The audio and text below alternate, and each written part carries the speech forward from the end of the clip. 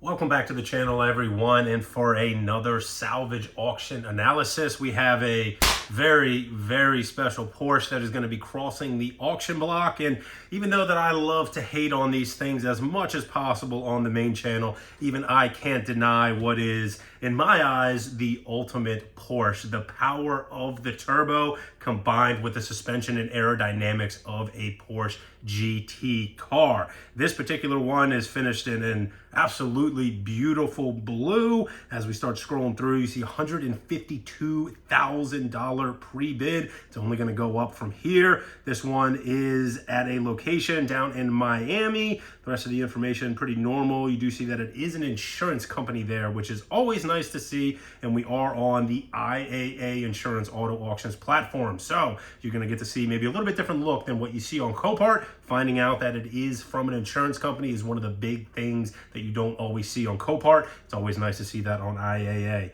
Scrolling through, the damage is very minimal on this car. Lee and I were talking about this earlier. We think this car is going to go for well north of $200,000.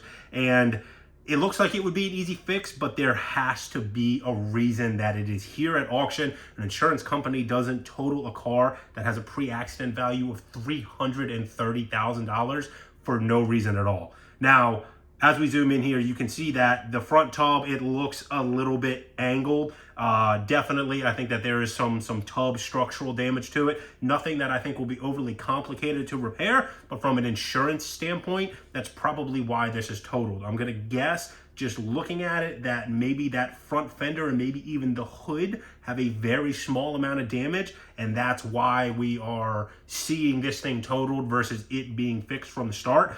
Looks like there is a little bit of damage, curious enough, on that rear wheel. It might just be some curbing, but it might also be a little bit something else.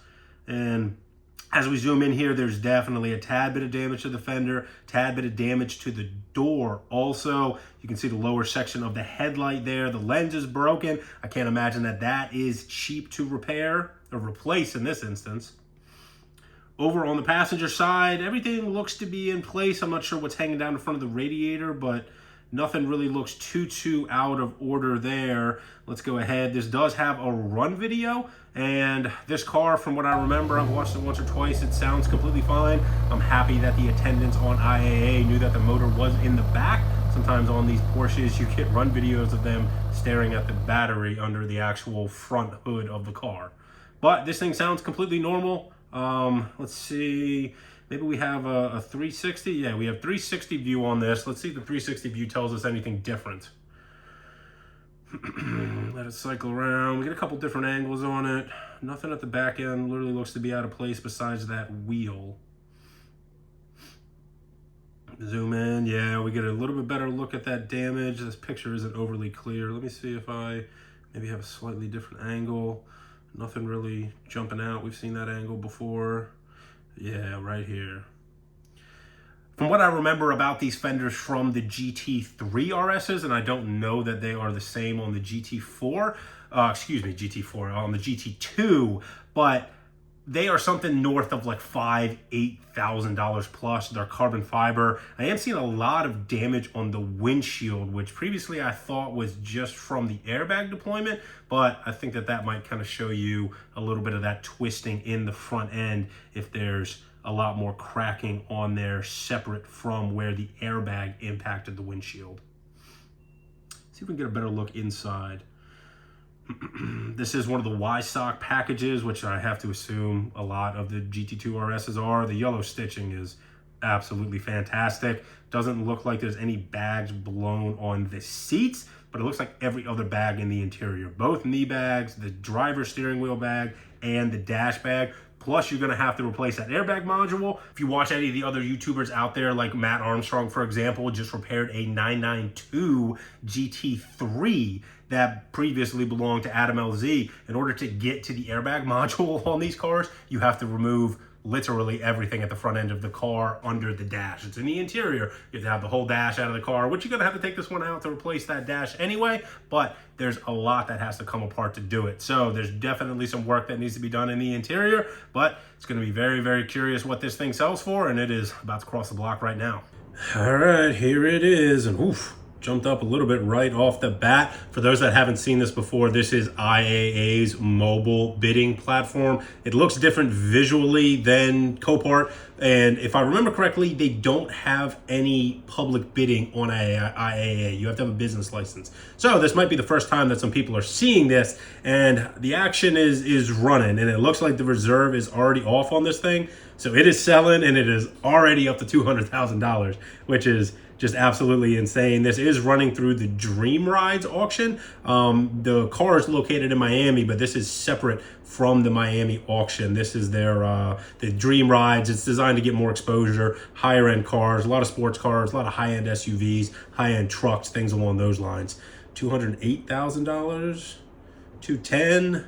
One thing that you'll see is this is more of a traditional bidding platform where it will sometimes ask for more money. It does like $100 bid increments, but sometimes you'll see a higher number and then it'll actually bring it down.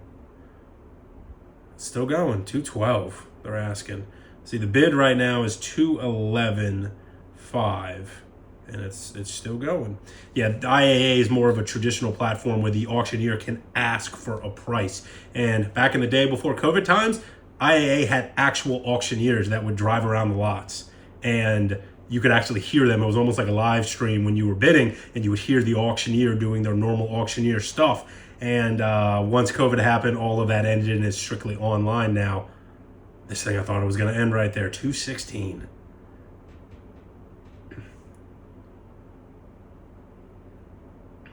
It's getting close. It's slowing down. It's got to be close.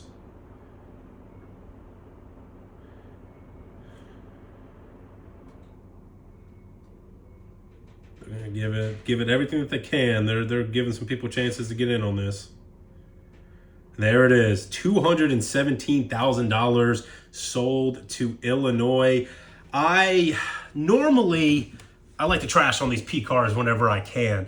I think that even though that's a staggering amount of money, I think that's a good deal for that car. I think that car is a pretty easy fix, aside from the front fender, some of the front bumper pieces, because some of them were still good and usable. You definitely need the whole bumper skin, but you really only need like the mesh, the radiator part on the driver's side that was heavily damaged. It looked like the passenger side insert was good. So really, from a fix standpoint, I don't think that will be anything ridiculous to fix. And given how expensive those cars are, I think that somebody might have got a good value there. Now, that's assuming that there was not more damage than what we could tell. We kind of looked into it pretty good, but it's possible that maybe there was some damage a little bit deeper, maybe something steering related, suspension related in the front end there, and that's ultimately what added to that car being totaled by the insurance company.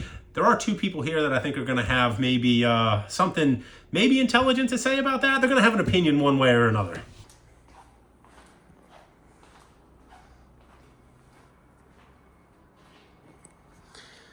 All right, my Porsche fans, $217,000 was the bid on the GT2 RS. Give me your thoughts. Give me your opinions. Well, before we even get into that, I noticed that you said he might have something intelligent to say. That's wrong off the bat. I still think it's a good deal. It seems like it is. If I had $217,000, not $217 bucks, I'd have probably bought it. What do you think there? I think it's a good deal.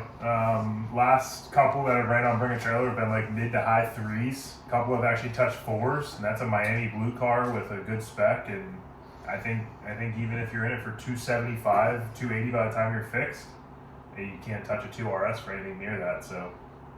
Give me your best Bring a Trailer comment on that salvage auction car. Give me the DME report. All of us are thinking the same thing on that car. We all wish that we had some more money to go ahead and throw at that thing. What a rebuild series it would have been. And who knows, maybe somebody from YouTube is buying that to rebuild and we'll all get to enjoy it. I am definitely curious on what your opinion on that GT2 RS sale price is. You just heard ours. We think it's a good value. Do you think that it was a good value? And the age-old question that if you had $217,000 laying around, would you have paid that for that particular car? There's a lot of good auction cars coming up. I'm looking forward to doing some of these salvage auction analysis on. Right now, there's a lot of stuff changing just with the economics of what's going on right now, and the car markets are changing pretty much like almost daily to weekly. So it's going to be very interesting what's going on some of these salvage auction cars coming up. Some of the super high-end stuff trends a little bit differently than some of the, you know, normal, more Corvette Camaro type stuff. So we got some interesting stuff coming your way. We'll see you in the next video.